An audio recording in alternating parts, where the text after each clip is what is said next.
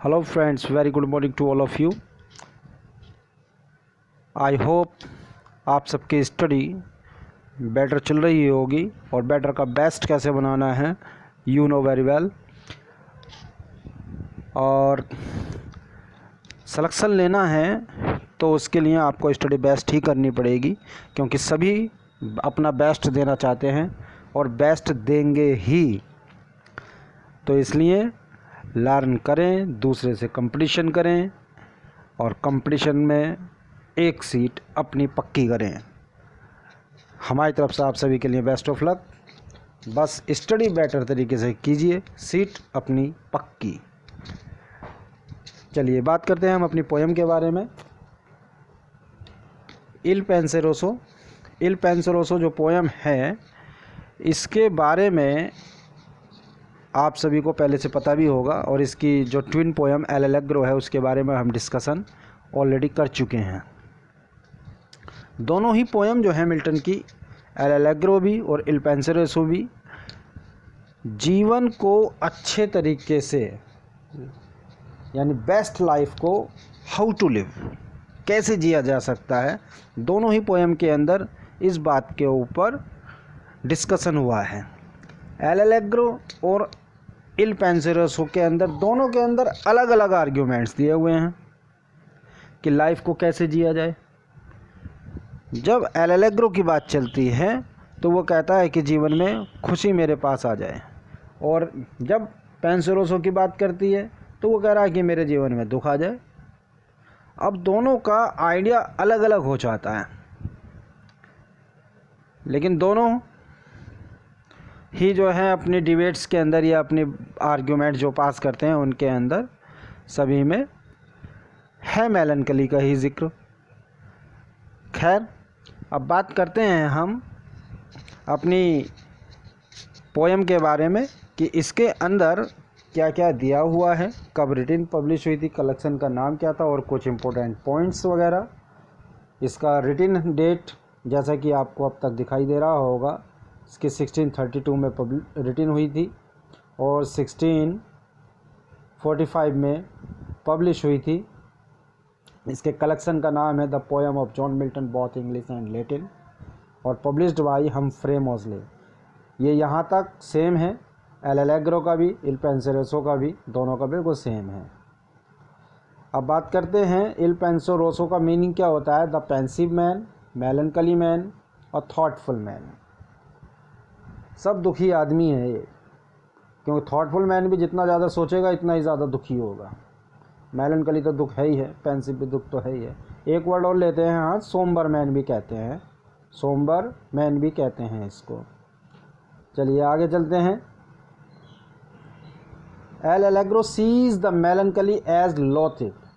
Allegro जो है मेलनकली को कैसे देखता है, नफ़रत की निगाह से देखता है एक तरह से, यानी कि लौतित का मीन होता है जिस किसी चीज़ से नफ़रत की जाती है। तो एलेग्रो मेलनकली को, दुख को तो देख रहा है नफ़रत की तरह, लेकिन पेंसेरोसो इसका उल्टा देख रहा है, होली एंड सेज की तरह देख रहा है। वो कह रहा है कि मेलनकली जो है पवित्र है, बिल्कुल लाइफ में आ जाए।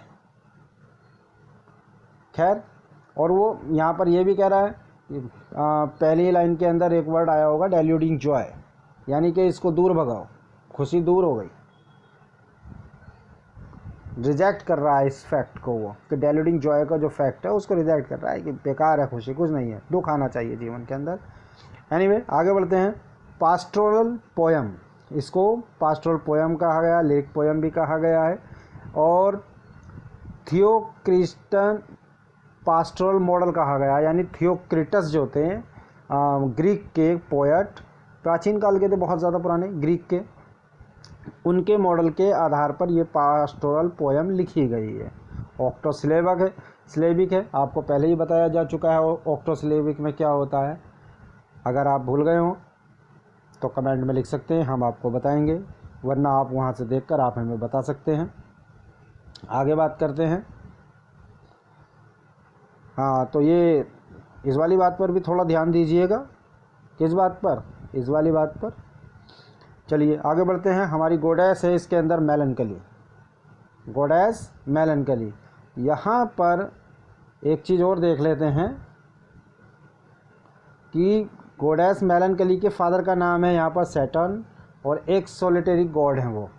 इसकी माता का नाम है वेस्टा। वेस्टा कौन है? एक वर्जिन गॉडेस है ऑफ हर्थ। हर्थ कहते हैं वैसे चूल्हा या चूल्हे के सामने का यानी कि प्लेस जो होता है, होम घर and family of Roman religion, परिवार की, यानी कि चूल्हा घर वगैरह की है वेस्टा। ये रोमन रिलीजन की वर्जिन गॉडेस हैं, वर्जिन गॉडेस। समझ गए होंगे सब।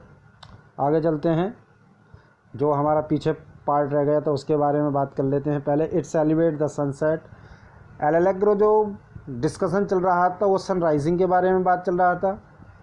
आप उसको ऐसे याद रख सकते हैं, जब सुबह सुबह उठते हैं मूड अच्छा होता है, खुश होती हैं, तो एल एलेग्रो खुशी की बात कर रहा है, तो इसलिए उसमें सनराइजिंग है। ये शाम का सब समय होता है, पूरा दिन थक जाते हैं, थकने के बाद थकान होती है, और सनसेट होता है यानी कि थकान, सनसेट हो गई, सूरज भी छिपने लगा थक कर। तो ये सनसेट के बारे में बात कर रहे थे यहाँ पर। It has left a great influence on the graveyard poets.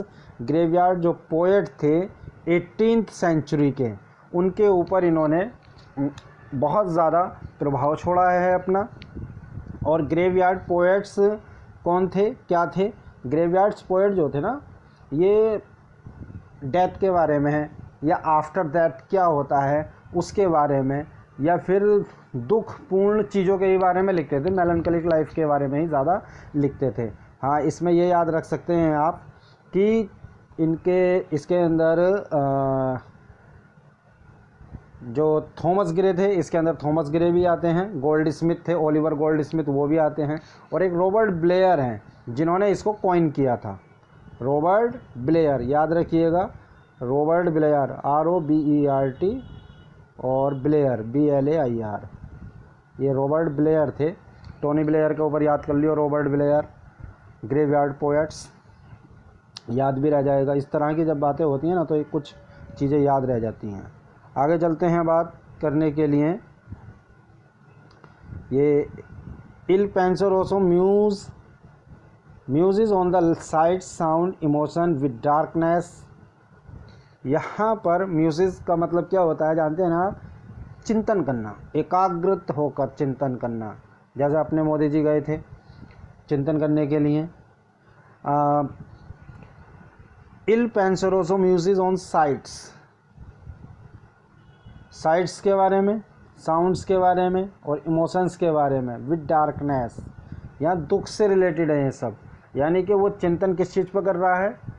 Sound और इमोशंस किस चीज़ में ला रहा है? दुख के अंदर, डार्कनेस, जीवन का वो अंधियारा वाला इलाज एरिया देख रहा है, ना कि खुशी वाला।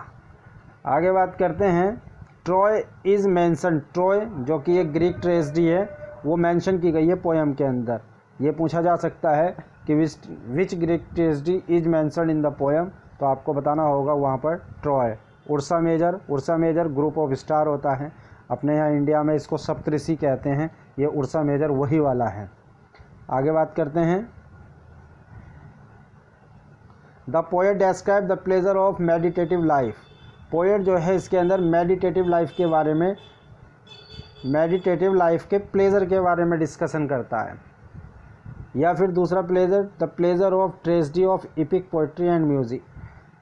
इपिक पोइट्री और म्यूज़िक की ट्रेजेडी के से जो प्लेजर मिलती है, खुशी मिलती है, उसके बारे में बात करता है। यानी कि इपिक पोइट्री में और म्यूज़िक में जो भी आदमी को खुशी, दुखी वाली जो ट्रेजेडीज होती हैं उनके अंदर जो खुशी मिलती है, उनके बारे में डिस्कशन कर रहा है इसके अंदर।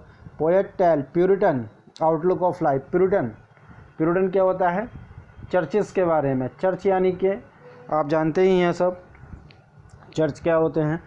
यानी जब जिस ज़माने में ये पोएम लिखी गई थी उस दौर में चर्चेस की ही ज़्यादा चलती थी, राजाओं से भी ज़्यादा चर्च की चलती थी। चर्च में कौन होते थे? पादरी, तो उनकी ज़्यादा चलती थी। तो ये प्यूरिटन आउटलुक के बारे में जीवन के बात करती है कि उस वक्त जो भी आउटलुक था लोगों, पादरीज वगैरह का। Penseroso argues for a life which is dedicated to study. और पेंसेरोसो, ये अच्छा क्वेश्चन है, पेंसेरोसो एक ऐसी लाइफ के बारे में बात कर रहा है जो स्टडी के लिए डेडिकेट हो। आगे बढ़ते हैं। हमारे पास जो भी नोट्स हैं हम आपको प्रोवाइड करा रहे हैं, और शायद आपको लग रहा हो कि कुछ अच्छी मेहनत भी कर रहे हैं तो हमारे चैनल को लाइक भी करें, शेयर करें और सब्सक्राइब करें। सब्सक्राइब तो ज़रूर कर लिया करें और बेल आइकन ज़रूर दबा दें ताकि जैसे ही हम वीडियो पोस्ट करें तो आपके पास नोटिफिकेशन आए। अगर ज़्यादा अच्छे से हमें रिज़ल्ट मिलता है तो हम भी डेली हो सकता है कि 2 वीडियो पोस्ट कर दिया करें। तो लाइक करें, शेयर करें और सब्सक्राइब करें। इम्पोर्टेंट लाइन क्या है? Dissolve me into ecstasies and bring all heaven before mine eyes. यानी कि मुझे जो है पूरे इन ऐश्वर्य के अंदर घोल दो। And bring all heaven before mine eyes, और पूरा का पूरा स्वर्ग मेरी आंखों के सामने ले आओ। तो ये थी इसकी इम्पोर्टेंट लाइन। मेरी नज़र में तो यही है और आप बाकी देख सकते हैं, मैंने तो यही स्टडी की थी।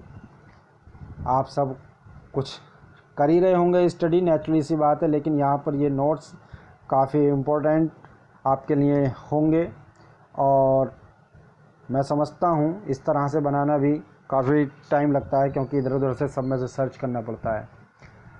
तो दोस्तों, आप सभी को हमारा चैनल पसंद आ रहा है तो लाइक करें, शेयर करें और